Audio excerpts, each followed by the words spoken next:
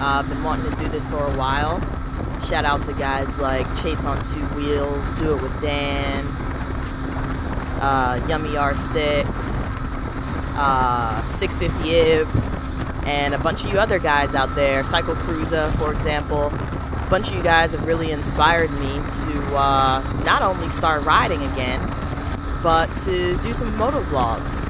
It's a fun way to interact with people, talk shit if you're like myself, and like Do It With Dan says so many times, obviously I have a knack for talking. And I just thought it would be fun. But I do have a topic for today. Just kind of wanted to talk about being a beginner rider and how much fun I've been having, man. I'm on a 2015 Honda CB300F. It is the naked version of the CBR 300. So just imagine the CBR 300 without all of its clothes on, basically. And man, I've been out here, I've been having a blast. I've been riding by myself, riding in groups, large groups, up to about 40, 50 people, as well as smaller groups, just one or two people, a good couple friends of mine that don't mind slowing their leader bikes down to keep up with me. But yeah, that's the first topic of discussion. Let's just talk about speed. So the top speed I've been able to reach on my CB300F has been about 95 miles per hour. Haven't hit triple digits yet. Really looking forward to that point. Trying to push the bike to see if I can do it. Everything I have on the motorcycle is stock. I often ride with a tail bag as well as a motorcycle, and I weigh about 140 pounds with all my clothes on. Just to give you guys an idea of how much weight I'm adding to the motorcycle. To be honest, I like adding the extra weight to the bike just because when it's windy here in Maryland, it seems like the bike kind of pushes through speed a bit better. I know that sounds a little redundant. You would think that the less weight you have, the more speed. But less weight on my bike, I'm only able to really get up to 89 or 90 miles an hour. Whereas when I put more weight on my bike, I'm able to get over 90 miles an hour. I think that's just because I'm able to have something to keep me up in the wind a bit more. I'm really not sure. This is my opinion. This is not based on any scientific fact whatsoever at all. Completely probably defies the laws of nature, what I'm speaking of. But for some reason, it works for me. So I'm going to do it for as long as I have this motorcycle.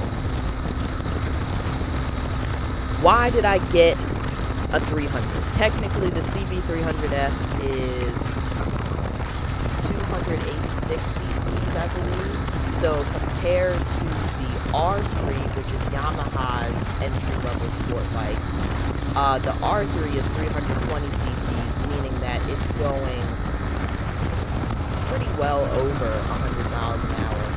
I heard that it can get up to about 120, 130. I'm not sure. I've never ridden one. I think that's pretty great. The other motorcycle I considered before purchasing this motorcycle was the CB500F. So slightly a little bit bigger in size. I knew I could handle it because I had been on a motorcycle before. I've been licensed for quite some years, but I've never really gotten motorcycle experience. Pretty much when I was 20 years old, I lived in California. You know, lane splitting is legal there. Saw a bunch of people lane splitting. My best friend, he rides bikes. And it was something I always wanted to do. So I had the money, I signed up for the class, and boom, next thing you know, I have a motorcycle license with absolutely no experience at all. Nothing but two days worth of experience. Now, after I did that, I went ahead and bought myself a manual car, stick shift car.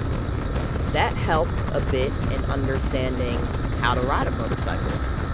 Because when I first started, I was really bad at shifting and getting out of neutral into first gear, that was just, I mean, that was horrible. I pretty much spent the whole first day of the class just stalling out. So with that being said, I really only had one day of motorcycle experience in a little parking lot. Nevertheless, it had been 7 years since those 2 days of experience, and then I had a Ninja 250, I don't know, add maybe 100 miles onto that I was able to log onto that motorcycle. And that was the extent of my motorcycle experience until June 2017, when I got my CB300F.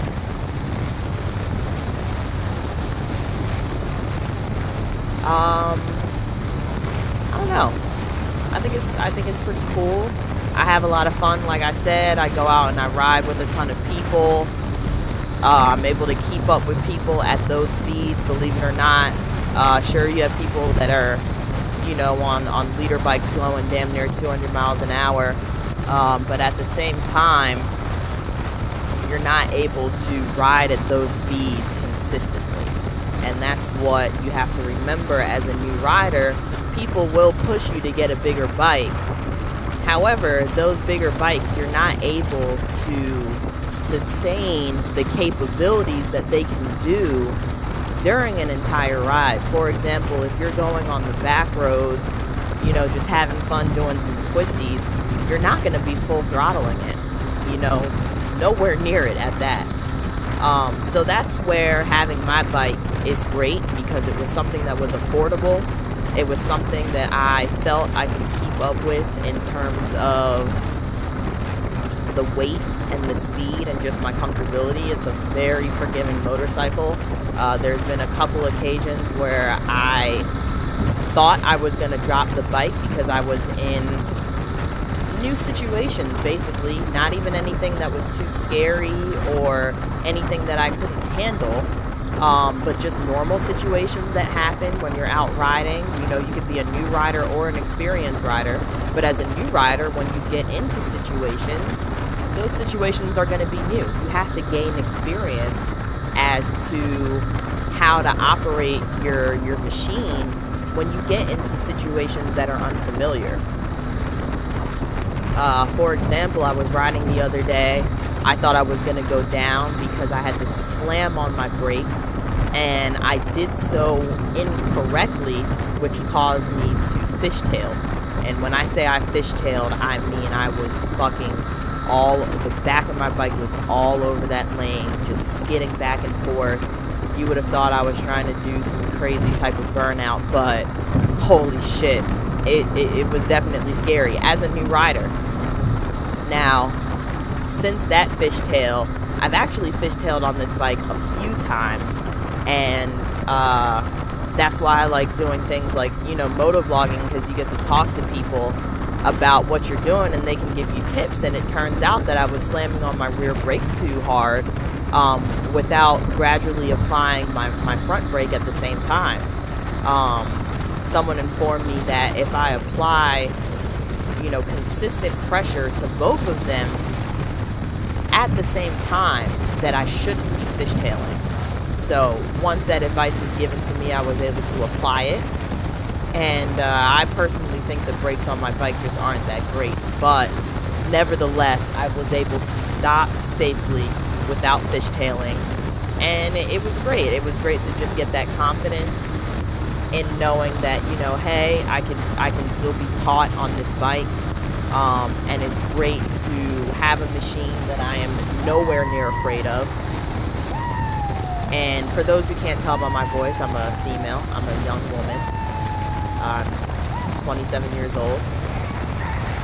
And, you know, I don't know about any other female riders or anyone else out there thinking about getting into riding motorcycles, but everyone around you will tell you how dangerous it is and basically try to talk you out of it, basically try to make the point on how scared you should be. And then once you get kind of into the community, I feel like the next thing is, well, have you ever driven stick? Have you ever done this? Have you ever done that? And it seems like there's so many barriers to entry for riding a bike, but realistically, take the fucking class, get a license, get good insurance, get a bike that you know you can handle no matter when you think you're going to move up. I'm planning on getting my next bike maybe in a month or so. The next couple motovlogs, I might not even have very many motovlogs on this motorcycle before I get the bike that I really want. And contrary to popular belief, I'm getting a great trade-in value on my motorcycle. I mean, knock on wood, I had it quoted, and it was a very good price, damn near what I paid for it.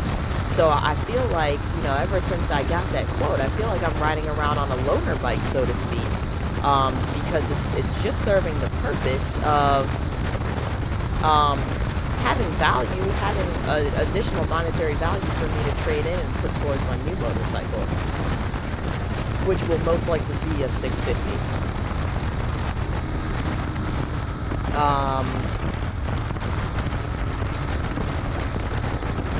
know, I'm really looking forward to getting a new bike. One thing I can say is I did not think I would outgrow this motorcycle so soon.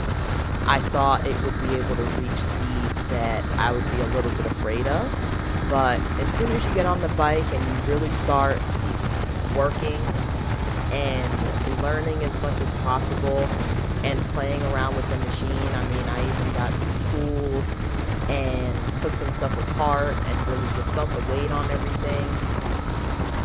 And just played around. I mean, really got to learn my bike, really got to know my bike, really got to have fun with my bike. So that's one thing I could say. So, hey, any new riders out there, any beginner riders out there, don't be afraid to get into it and have fun. You know, if you drop your bike and you get a small bike, a 250 or a 300 or pretty much anything less than a 500, don't worry about it. You know, really don't worry about it. These bikes are designed, they're not designed to be dropped like dual sports or off-road vehicles. But, I mean, they can take a little slow speed wear and tear, so to speak. So get out there. Don't be afraid. You know, watch a lot of videos. There's a great amount of content on YouTube that'll get you not only excited for riding, but it'll get you knowledgeable about how to operate the vehicle in the best way possible. Twist of the Wrist 2, I believe, is on YouTube, and it's very knowledgeable in terms of how to counter steer, which can be one of the scariest things. I feel like that's really the test of how good a rider you are, is, you know, taking turns and corners. Riding straight is the easy part. If you're having problems shifting, you'll get that down. Go on one long ride where you have a lot of straightaways and just practice upshifting and downshifting. I thought I was having a problem doing it until I got on my motorcycle, and I mean, the clutch is just so perfect that I was able to find the friction zone immediately, and it's set to that way. It's like the friction zone naturally is where my hand would want to, I guess, relax in a sense.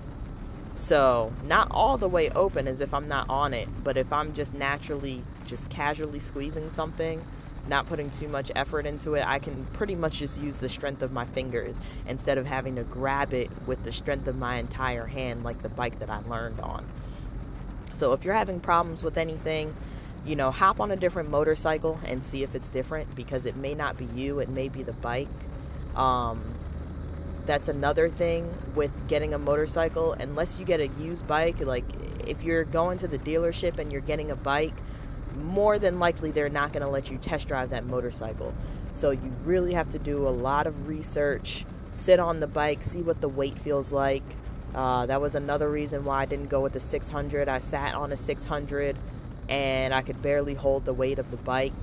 I have a couple medical issues that I have a couple physical medical issues that, you know, could prevent me from riding those big boy bikes that are heavier. So it's all about knowing you, and it's all about riding your ride. Once you start riding, you'll hear everybody say that a lot. Ride your ride. And that's exactly what I'm doing on my CB300F, and I love it. So if you're a new rider, get out there, enjoy it, comment on this video, you know, let me know what your favorite adventure has been so far. If you're in the DMV area and you're a new rider, comment, inbox me, get in touch with me via social media, and let's link up and let's go ride. That's been my favorite part about this whole journey so far, is the people that I've met, the people that have helped me out along the way, just teaching me things or doing work on my bike for me or whatever else. It's been a great experience. So if you're a new rider, you're a rider in general, or if you just like motorcycles, if you're thinking about getting into riding, whoever you are, subscribe to the channel, comment on the video, leave me a like. I don't monetize my videos. This is just purely a hobby for me. So go ahead and let's enjoy this journey together. So until the next time,